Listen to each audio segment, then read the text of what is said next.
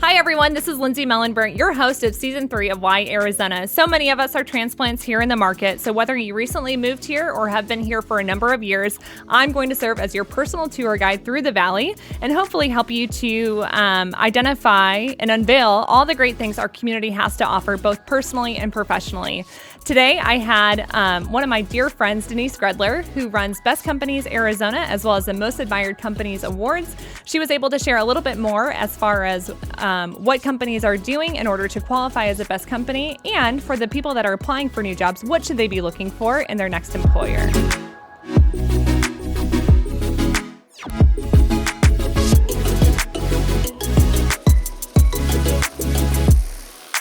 Today, I wanted to welcome my really good friend, Denise Gredler. Denise and I have been friends for a number of years. She's one of the most accomplished individuals here in the local market and probably knows more about the Arizona, business community than a lot of other individuals here in town. So just wanted to say thank you so much for taking the time to be here with me today. Well, thank you for having me, Lindsay. Absolutely. This is so fun. So thank you for helping me kick off Season 3. This is something completely new and different for me, but very excited to interview individuals like you and other industry leaders here in the local market. But one thing that I thought really made you stand out in your story is that you've worked with so many phenomenal companies here in the market, and you actually run the Most Admired Companies Awards here in town. So I thought it would be great if you could share maybe a little bit more around what are the Most Admired Companies and how are companies recognized as qualifying as that? The Most Admired Companies program was founded in 2010. I'm the original creator of the program, and I am partnering with AZ Big Media, AZ Business Magazine. Our idea back then was to create a program that provided a holistic view of what the companies are doing here in Arizona. Not so much just based on workplace culture, because there's so many Best Place to Work programs currently in the Valley. We have the Business Journal Best Places to Work and then AZ Central Best Places to Work. But there's so much more than just workplace culture. With the Most Admired program, we also look at leadership excellence. What are the leaders doing in the community to serve their employees as well as the community or their industries? We look at social responsibility. All the companies that we talk to are doing incredible things giving back to the community in a variety of different ways. We also look at innovation. We have a section in the application where we ask people to describe innovation. And we've gotten everything from innovative workplace practices to innovative products or services created, which has really created a great pool of great ideas for the community. And then the fifth one is, what's the fifth one? Customer excellence. So we also take a look at, what companies are doing to serve their customers. We do like to look at third-party validation as well. Are they on the J.D. Power list, or are they winning customer service awards? Are they winning Fortune 100 Best Awards, Fortune Most Admired? Mm-hmm. So it is a holistic view versus some of these other just workplace culture programs. Absolutely. So just curious, based on the Most Admired Companies award ceremonies, how many companies are actually recognized through that program? Well, our first year in 2010, or was it 2000? We're celebrating our 10th year, so whatever that is. The first year we had 40 companies. Last year we had about 60 companies, and so it has grown a little bit. This year for our 10th anniversary, our goal is to whatever we uncover as the best and the most admired in Arizona, it probably will be around 60 again. Okay, and then just curious, based on that, how do companies apply for that process, and who actually submits the application for them? Okay, anybody can nominate their company. If you, for example, if you work for a company that you'd want to include, you can nominate them, but then it does have to go to either the marketing, HR, or PR. We're always either working with marketing, HR, or PR staff members who have to write the nomination. And here in Arizona, since we have a lot of subsidiaries and their corporate offices are located outside of Arizona, we really do look for what's going on in Arizona. You can talk about, your corporate initiatives overall, but we really want to know what's going on in Arizona in those 5 categories. And can you share a little bit more around what types of companies are traditionally recognized within the Most Admired Companies? What industry sectors? Because the Arizona business community is continuing to grow, and we see there's major healthcare companies, financial services, customer service, technology groups moving in from San Francisco and LA. So traditionally, what types of industries are represented at the Most Admired Companies Awards? That's a good question. Let me kind of think of the categories.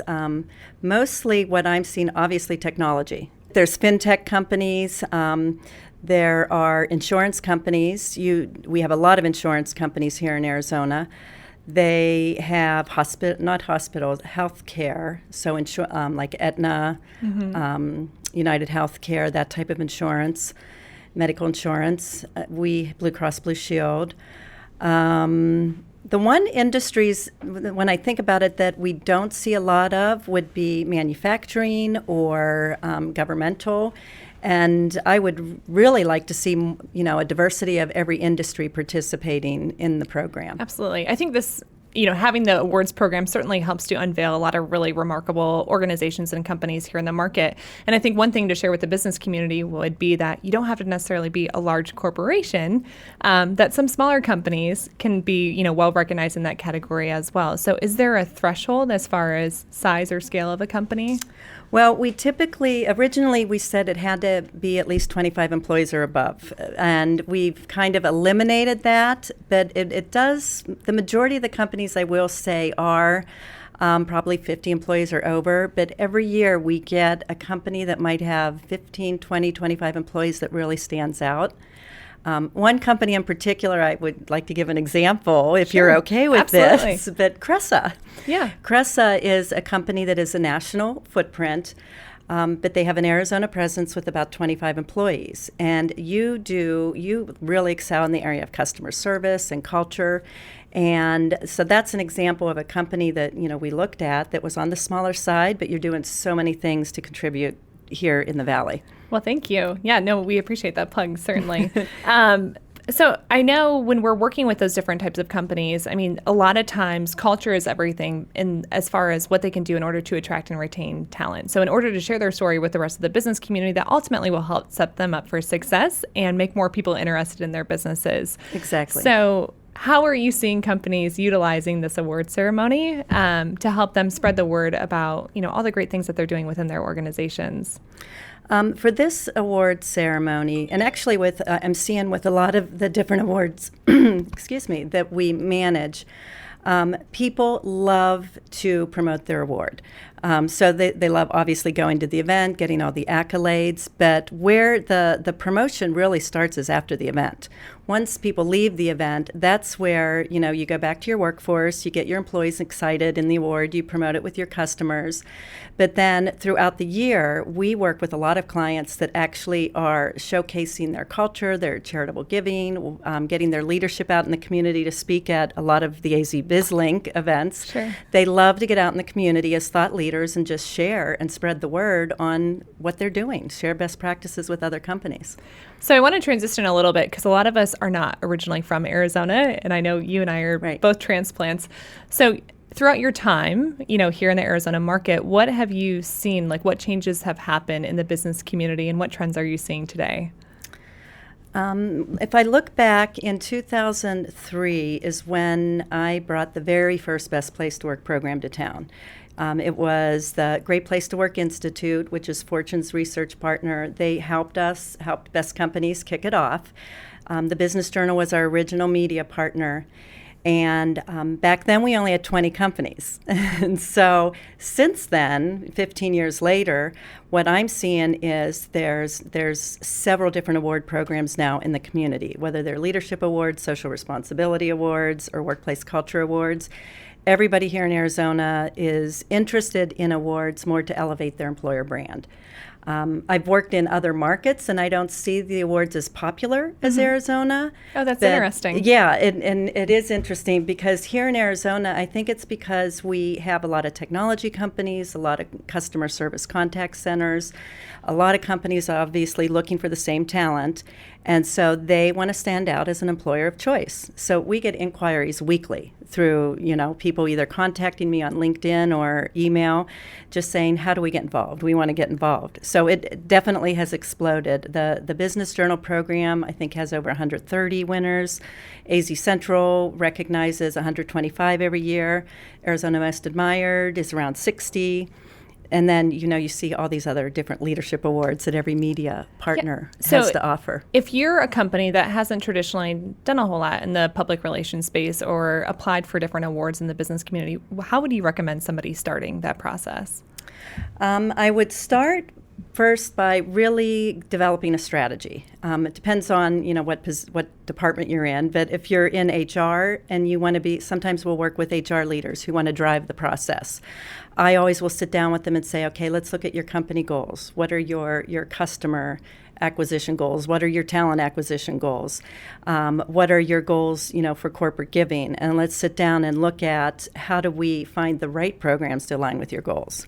Did that answer your question? Absolutely. Okay. Yep. Okay. No, I just think it's helpful for those individuals that haven't really started to navigate that process. There's a lot of entrepreneurs that are here in the local market and they're continuing to grow their businesses. So, making it a more digestible process and making it feel less overwhelming. Like, are there any additional tools or websites that would kind of direct them for any of that kind of information? Well, yes. One of the things that we actually do at BestCompanies AZ is we help companies build an employer brand and build an award strategy. If you don't have a budget and you're really wanting to do it on your own, the best thing is to research all the different media partners, all the different awards in the community. If you want to do it nationally, also compete nationally, you'd have to research which credible awards are out there, because there are a lot of different award programs, and you don't want to just participate in pay-to-play programs. If you have to pay to win an award, or typically, we'll guide companies on if it's valuable or not. And a lot of it has to do with the media partner. If it's a credible media partner, like AZ Business Magazine or AZ Central publishes the top company list, you have to look at who's publishing the list.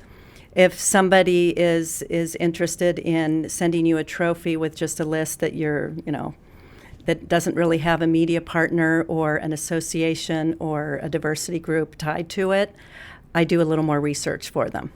And I'm not saying those are bad. Some of those are really good programs to participate in, but you really want to look at how are they being selected, what is the selection criteria, and who is the media partner, and how are they going to help you promote your award. So one thing I wanted to ask you about is a lot of individuals at some point in time in their careers, they realize that it's time for them to move on to the next role or another company. And through that process, they further evaluate, what makes a really good company or what would be a good or ideal fit for them. So is there any tidbits that you could, recommend to individuals in the business community that they should look for in their next employer? Yes. This is actually my passion. This is what I love. I love helping to connect people with the perfect culture fit, the perfect job. And I usually will tell employees, a lot of people do self-assessments. You may do a values assessment. And I always say, look at your own personal mission. What is your own personal passion? What type of industries do you like? What type of hobbies, careers do you like? And then align that with a company that you want to work for. And when you look at a company, you may want to look at, if you want work-life balance, you need to find a company that's going to provide a flexible work arrangement. If you want to have a family, you want to look at companies that provide, lucrative wellness and healthcare benefits. If you're single and you want to return to college and work and go to school, look at the type of tuition reimbursement or flexibility that they have for you to continue, on with your education. Those are all great ideas. Yeah, and even if you just want to go hiking and climbing and want to be outdoors and active, find a group. I know a lot of companies I've seen have employee resource groups for fitness. So you can join a company and get involved with a group and go climb Camelback. Yeah, so you've met with a lot of different companies throughout the Valley. I'm just curious, are there any companies that really stand out that have some innovative ideas that they're implementing into their overall work environment or their culture? Oh my gosh, there's just so many. And I know our website, we feature usually about 15 or 20 companies with company profiles that will highlight unique things. But then we also have the full list. We have, there's just so many. If I had to pick my top three, I would say I love the GoDaddy employee resource groups. They have a variety of different employee resource groups for women in technology to the LGBT community, the fitness group. They have the fitness group. The Charles Schwab is another one, complete, different type of industry. They have also several employee resource groups, but some unique ones to them. They have a parenting group, so they do a lot. They have a lot of families. They call them Schwamlies. Oh, cute. There's a lot of family members that will work at Schwab, and they stay there for years. They have a financial literacy program where they help not only their customers, obviously, but their employers with their financial planning. And then the third one, I would say, it's a larger company in the North Valley, would be USAA. What I like about them is their passion and their commitment to serving veterans. So if anybody, is a veteran or has a family member that's a veteran or a spouse, that truly is the type of culture and work environment you'd want to go to. Because they have, a variety of different benefits from, time off policies to wellness to a gym on site to a doctor's office on site. It's a really cool facility. And there's a lot of companies here in town that are looking to attract that veteran population. So I'm actually very excited. We're going to have Luke Air Force Base on one of our future podcasts, kind of sharing the story as far as how they're helping to place some of those veterans into the business community. Oh, that's great. Yeah, it should be a lot of fun. We'll help promote that one. Oh, I love it. Perfect. So another thing I was curious about, as people are looking to promote their companies, a lot of times companies are utilizing social media. So social media is a great platform in which you can further share more about your team, your culture, some of the benefits that you offer and whatnot. Are there any specific companies in your mind that stand out from a social platform that does a really great job as far as their social strategy, whether that's on LinkedIn, Instagram, Facebook? And I would also, a second question to that would be, what platforms are they using? Is it only LinkedIn because it's professional, or is it more personalized to Facebook or Twitter?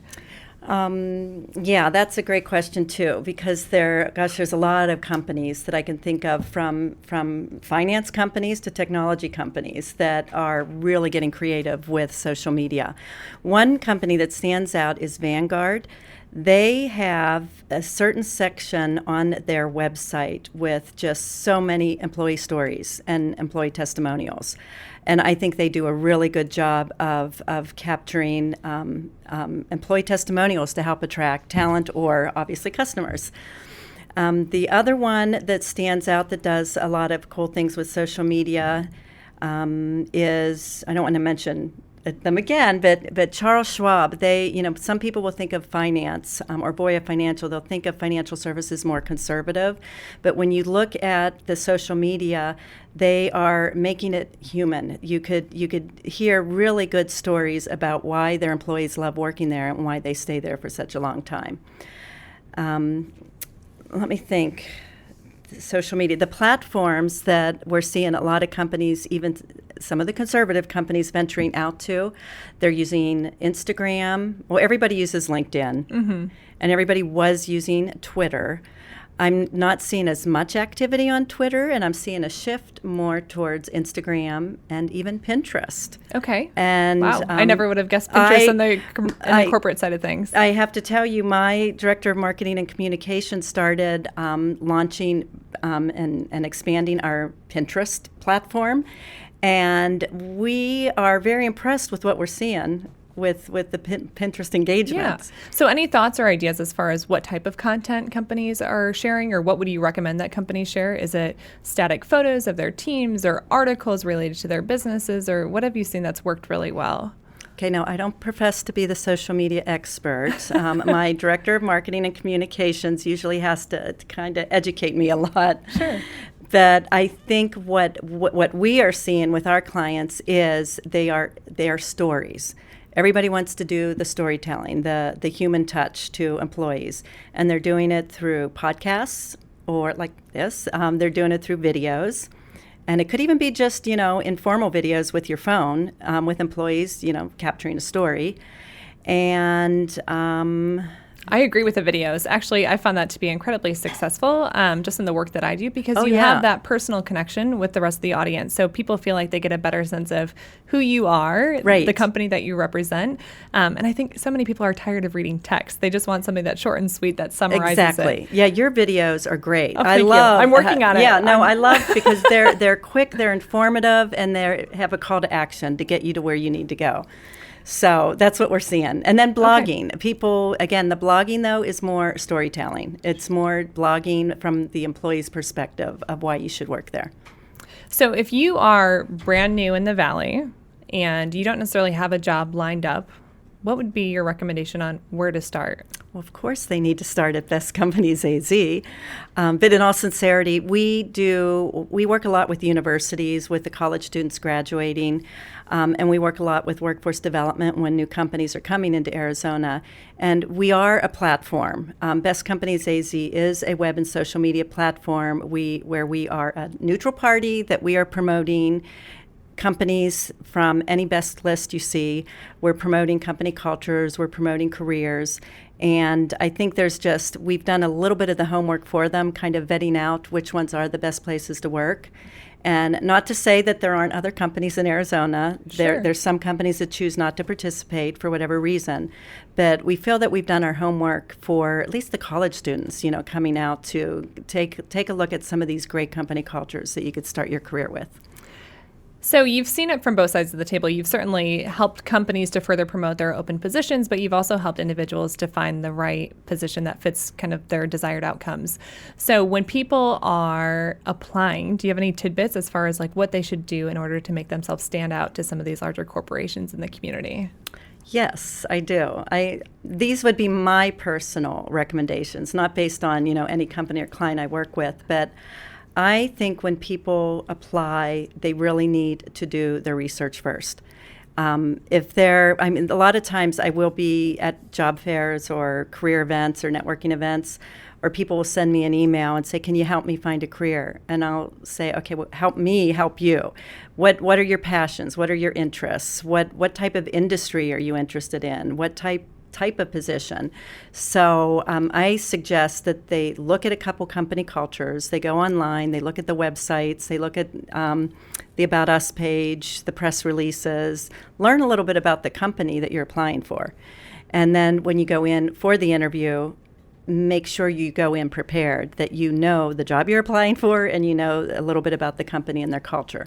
Yeah, I found what has been successful for a lot of other people that I know is if they can go in with a strategy as far as how they can help those executives make their jobs easier. That's a great idea. Yes. That's been super helpful. But then also, if you're reaching out to your contacts in the community saying, hey, I'm ready to take that next leap in my career. I want some help in identifying what that looks like. Make sure that you have a clear path of what you think you're really good at. What are your talents? What are your skills? And what are your passions? Because if you just say, I'm looking for anything. Yeah, that's not going to work. It doesn't work because I don't think there's a very specific ask. So I would encourage individuals in the business community to kind of hone in on exactly what that looks like for them and come up with more strategic asks to their partners and their friends in the community. I totally agree. Yeah. How about LinkedIn profiles? That's another thing. As people are looking to take their next career move or move up within their own given organizations, are there any strategies that you have seen that have worked well on improving individual LinkedIn pages? Again, I'm not a LinkedIn expert, Sure. but just from working with other colleagues and companies, building out your profile to have, number one, a professional photo, and then building out, I actually just did this last week because I wasn't practicing what I preach, and I had a very brief profile. But I actually went into each section where you list your affiliations. Like I added the advisory board member for AZ BizLink. If you've written any papers or white papers or books, there's a section on there that you could be adding any white papers or awards or programs that you've developed. And then I think there's a influencer section where I even suggest to job seekers, let people know what's of interest to you. That's how you're going to really be able to attract like-minded companies or individuals. I know a lot of corporations here in the market, they're really focused on corporate social responsibility and giving back in the community. So they've developed those internal plans. But on the applicant side of things, how important is it to have some, nonprofit involvement when they're applying for some of these jobs in the community? Do you think that's a factor in whether or not they get some positions over others? Oh, absolutely. I think even just that's a connection. So if you are active in a nonprofit and your companies that you're interviewing for is supporting that nonprofit, I think it's all about connectivity, relationships on how to actually land a job. So that could be a starter for a conversation to why you're a good fit for their company. Yeah, and so part of being recognized as the most admired company, a lot of it is, incorporating that corporate social responsibility and how they're further giving back. Are there any great nonprofits that you would recommend? Oh my goodness. That companies consider getting further involved with, and maybe how companies can help them out? Oh my goodness, yes. There's so many. Actually, we may be featuring after the top company list is going to be announced next week, Wednesday, and we're looking at that list and the most admired list to pull out some nonprofits to feature. And so, some that just come to mind immediately is obviously Habitat for Humanity. They do so much for the community in, turning around different community neighborhoods.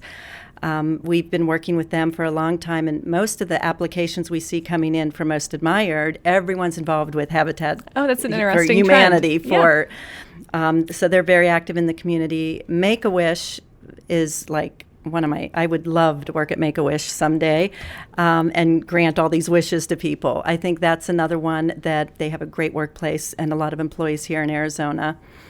There is St.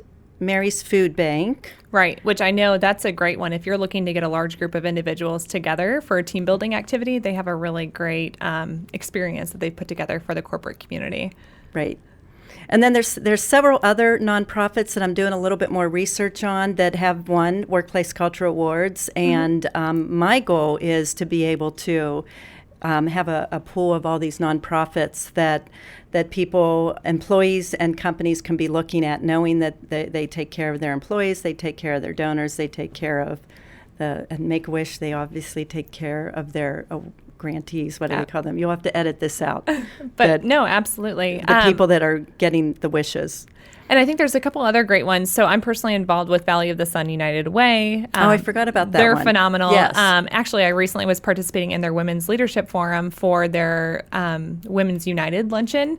Great excuse to get some of your most favorite awesome women together for a fun afternoon, and also the charitable give back. I mean, they were able to raise over $400,000 just at that luncheon to go into, feeding kids on the weekends. It's ending child hunger, so they're no longer feeling hungry in the classroom, and they're able to go in more prepared.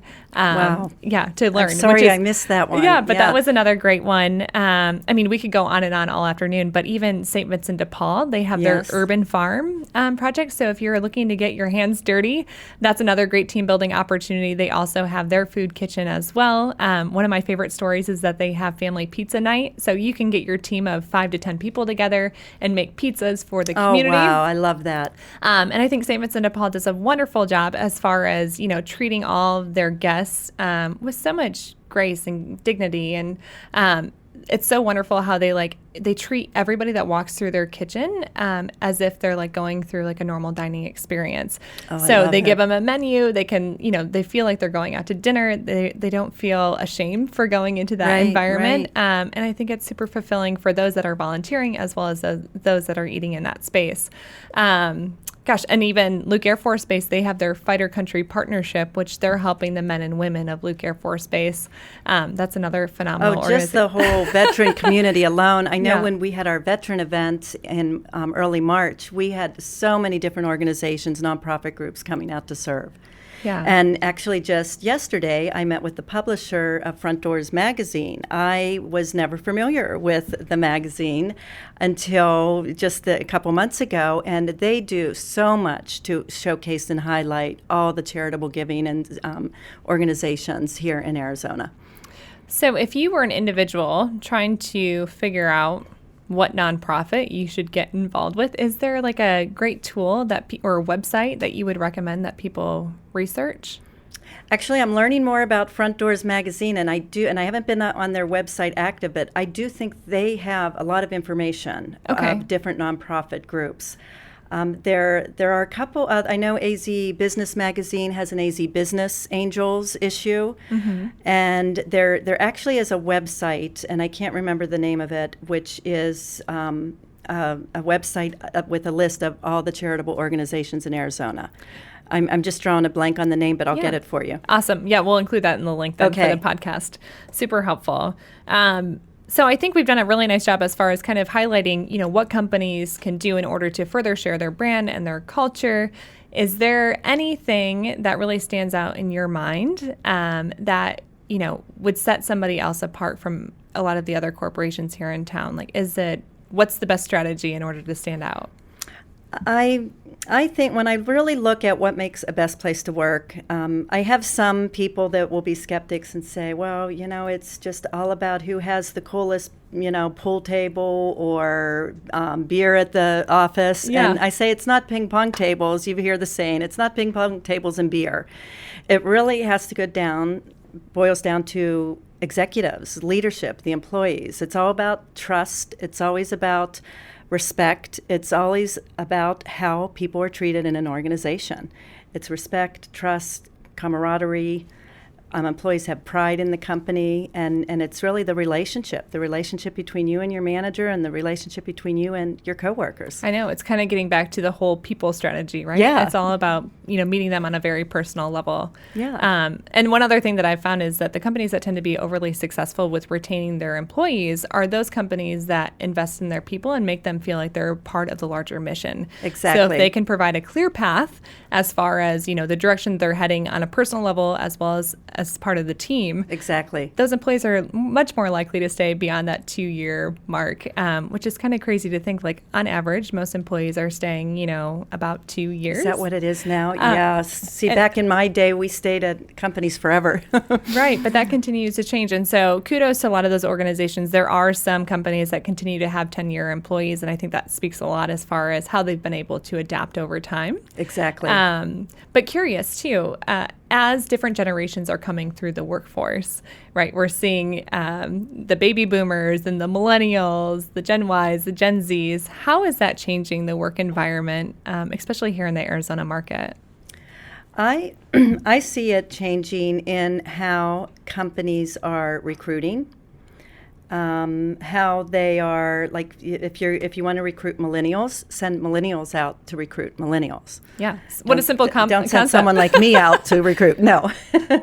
And then the other thing I'm seeing is actually the work-life balance. I think that's important to millennials to have work-life balance and have a little bit of flexibility at where they work, how they work. I think that could be why we see a lot of these I agree with that. co-share spaces popping up. I also think that some companies have gotten so lenient with that a lot of individuals that are just coming out of college, they're now looking for that sense of community. They've been so independent, they've been working on their own. So now when they're evaluating, different employers here in town, they want to feel like they're a part of a team. So a lot of them are opting to actually come into the office now just so they can socialize and build their network. Denise, I think you've done a phenomenal job as far as building your network over the course of your career. And I feel like you know everybody here in town. Everybody by email. Oh, God. A lot of people by email. But is there any advice that you could offer to young business professionals as they continue to grow throughout their career? What were some of your best practices and lessons learned? Let me think about that. If I had to pick one major thing that I'd emphasize is stay true to your core values and stay true to your mission and vision and try not to deviate. I know when I look back over the past 16 years, I could get excited about a lot of different programs that may, take you off track. And I always find myself pulling myself back into my true passion. And my true passion is really to create great award-winning cultures and helping to connect some of the great talent with the companies. And so I would say always just stay true to your values and your mission. And how about like, how do you go about building your network? Are you strategic as far as the individuals that you meet with, or are you always open to meeting with somebody that reaches out to you? What did that look like early on in your career, and what does that look like today? Early on in my career, building my network was more just building my network with employers, like either HR people or marketing, because that was primarily if companies who manage workplace culture awards or involved in building cultures are either on the PR, marketing, or HR side. Now that our business model has evolved where we are looking to connect people with companies, when I go to networking events or when I go to college career events or veteran events, or if somebody connects with me on LinkedIn, my filter now is always, can they be a good fit for one of my clients that I'm trying to help source quality talent for? Sure. So over the 16 years, I have organically grown my following to really looking at, do they either, one, have something that they could provide to improve a company culture? Would they be a good passive job seeker or a potential fit for an award-winning company? Or would they be somebody that I just want to learn from and network with? So for any individual that would like to learn more about the services that you offer through Best Companies Arizona, what are the best platforms to reach out to you on? Any email, phone, take a look at our website. I have no problem people reaching out to me directly on LinkedIn and connecting with me on LinkedIn. Great. No, I really appreciate that. So thank you so much for sharing a little bit more about all the great work that you're doing with Best Companies Arizona and with the Most Admired Companies Awards, and appreciate you kind of sharing the story about what makes Arizona so awesome. Well, thank you for having me. Absolutely. I really enjoyed it, and I really enjoy being part of the advisory board, working with you on all the work you're doing to improve the community. Thank you. It's been a very fun and super fulfilling process. And more fun to come. I love it.